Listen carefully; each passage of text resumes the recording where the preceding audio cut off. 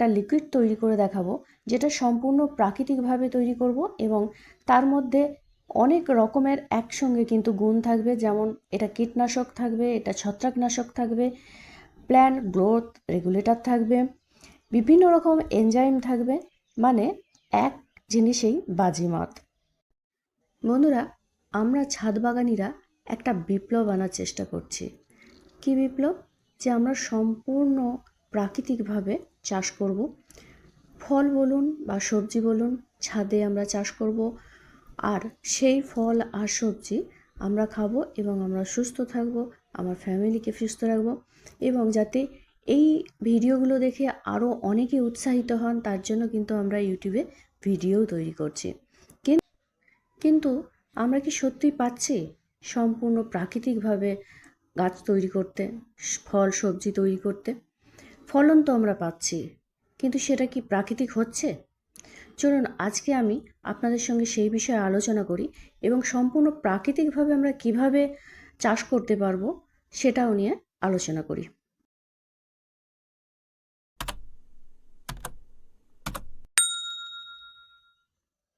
আসসালামু আলাইকুম বন্ধুরা, নাচ গার্ডেনে সবাইকে স্বাগত জানাই। বন্ধুরা, আজকে আমি আপনাদেরকে একটা লিকুইড তৈরি করে দেখাবো, যেটা সম্পূর্ণ প্রাকৃতিকভাবে তৈরি করব এবং তার মধ্যে অনেক রকমের একসঙ্গে কিন্তু গুণ থাকবে। যেমন এটা কীটনাশক থাকবে, এটা ছত্রাকনাশক থাকবে, প্ল্যান্ট গ্রোথ রেগুলেটর থাকবে, বিভিন্ন রকম এনজাইম থাকবে, মানে এক জিনিসেই বাজিমাত। সেটা দেখাবার আগে আমি আপনাদের সঙ্গে এই চাষের ব্যাপারে কয়েকটা কথা বলতে চাই। আমাদের চাষের ব্যাপারে যদি আমরা একটুখানি জেনে নিই, তাহলে কিন্তু সেটা আমাদের জন্য অনেকটা সহজ হয়ে যাবে। যেমন ধরুন, চাষ আমরা ৩ রকম পদ্ধতিতে করতে পারি। কীরকম? যেমন ধরুন, রাসায়নিক পদ্ধতি, যেটা এখন সবথেকে বেশি চলছে, এবং রাসায়নিকের মধ্যে বিভিন্ন রকম বিষের মতো জিনিস থাকে, যেটা কিন্তু আমাদের শরীরে ক্ষতি করে, যার জন্য আমরা কিন্তু বলি আমরা অর্গ্যানিকভাবে আমরা চাষ করব। অর্গ্যানিকভাবে চাষ করতে গেলেও আমাদের কিন্তু অনেক কিছু অর্গ্যানিক জিনিস বাজার থেকে কিনে তারপর ব্যবহার করতে হয়। যেমন ভার্মি কম্পোস্ট আমরা কিনি, বিভিন্ন রকম কীটনাশক আমরা কিনি, তো সেগুলোও কিন্তু জৈব হলেও কিন্তু সেগুলো আমাদের অনেক বেশি পরিমাণে খরচা হয়। আরেকটা আছে যেটা প্রাকৃতিকভাবে আমরা তৈরি করতে পারি, মানে প্রকৃতি যেভাবে অন্য জায়গায় যেভাবে ছোট ছোট যে ঘাসপালা, ছোট ছোট বন, জঙ্গল, এ সমস্ত যেভাবে প্রকৃতি তৈরি করে, আমরা যদি সেইভাবে নিজেদের চাষগুলো করতে পারি, তাহলে কিন্তু সম্পূর্ণভাবে আমরা জৈব উপায়ে পাবো। আচ্ছা, আমরা একটা কথা কি ভেবে দেখি, যে বড় বড় জঙ্গল যেগুলো আছে, সেই জঙ্গলের যে গাছগুলো, সেগুলো এভাবে সুস্থভাবে কী করে বেড়ে ওঠে? কীভাবে ওই যে ছোট ছোট আগাছাগুলো কেউ তাকে বীজ না ছড়ালে, কেউ তাকে খাবার না দিলেও রাস্তার ধারে বা জঙ্গলের মধ্যে নিজে থেকেই হয়ে যায়। পাহাড়ের উপরে কে দেয় সেগুলোকে জল, সার বা কীটনাশক কে দেয়? পাহাড়ের উপরে তো কোনো জলই থাকে না, তারপরেও কি করে গাছগুলো হয়? তো এটাই হচ্ছে প্রকৃতি। এই প্রকৃতি আমরা যদি বুঝে নিই, তাহলে কিন্তু আমরা সেই প্রকৃতিকে কাজে লাগিয়ে আমরা নিজেদের চাষবাসগুলো করতে পারবো। তো আসুন আমরা ছাদ বাগান থেকেই সেটা শুরু করি। তো এইভাবে যদি আমরা চাষটা করি, তাহলে কিন্তু আমাদের কোনো রকমই কোনো বিষ আমাদের শরীরের মধ্যে যাবে না, সম্পূর্ণ প্রাকৃতিকভাবে আমরা সমস্তটা করতে পারবো। এখন ব্যাপার হচ্ছে, গাছের যে খাবারগুলো লাগে, সেই খাবারগুলো আমরা কোথা থেকে পাবো? গাছের যে খাবার, সেগুলো কিন্তু গাছ মাটি থেকে সংগ্রহ করে।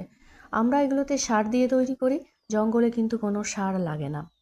তো সেখানে কিন্তু তাদের অটোমেটিক যে প্রসেস, সেই প্রসেসে কিন্তু হয়। আগামী দিনে সেই প্রসেস নিয়েও কথা বলবো। মাটি কিভাবে তৈরি করবেন, বা মাটি প্রাকৃতিকভাবে কিভাবে তৈরি হয় জঙ্গলে, সেই পদ্ধতিতে আমরা কিভাবে মাটি তৈরি করব, এগুলো নিয়ে পরে আলোচনা করব।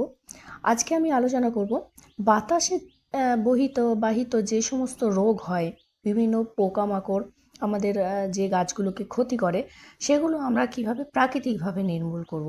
আজকে সেই ব্যাপারেই বিশদে আলোচনা করব এবং আপনাদের একটা টনিক বানিয়ে দেখাবো, যেখানে আপনার যে সমস্ত জিনিস আপনি বাজার থেকে কিনছেন, যেমন ফাঙ্গিসাইড কিনছেন, ইনসেকটিসাইড কিনছেন, গ্রোথ রেগুলেটর কিনছেন, বিভিন্ন এনজাইম, বিভিন্ন হরমোন, বিভিন্ন কিছু আমরা গাছে কিনে দিচ্ছি, তো সেগুলোর একটাও কিন্তু লাগবে না। এর মধ্যেই কিন্তু খুব সামান্য একটু খরচ, এটা খরচ বলে না ধরলেও চলবে, তবে খুব সামান্য একটু খরচে কিন্তু আমরা খুব সুন্দরভাবে এমন একটা জিনিস তৈরি করতে পারবো যাতে এই সমস্ত গুণ কিন্তু আমরা পেয়ে যাব।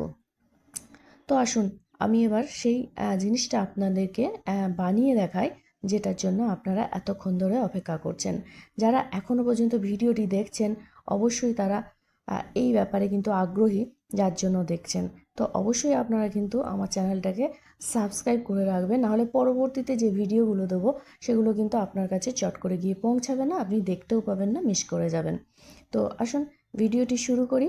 তো সর্বপ্রথম আমাদের যেটা করতে হবে, আমাদের কিন্তু একটা বালতি নিতে হবে এবং সঙ্গে নিতে হবে একটা ডান্ডা, মানে লাঠি, সেটা কিন্তু আমাদের সঙ্গে সবসময়ই থাকবে।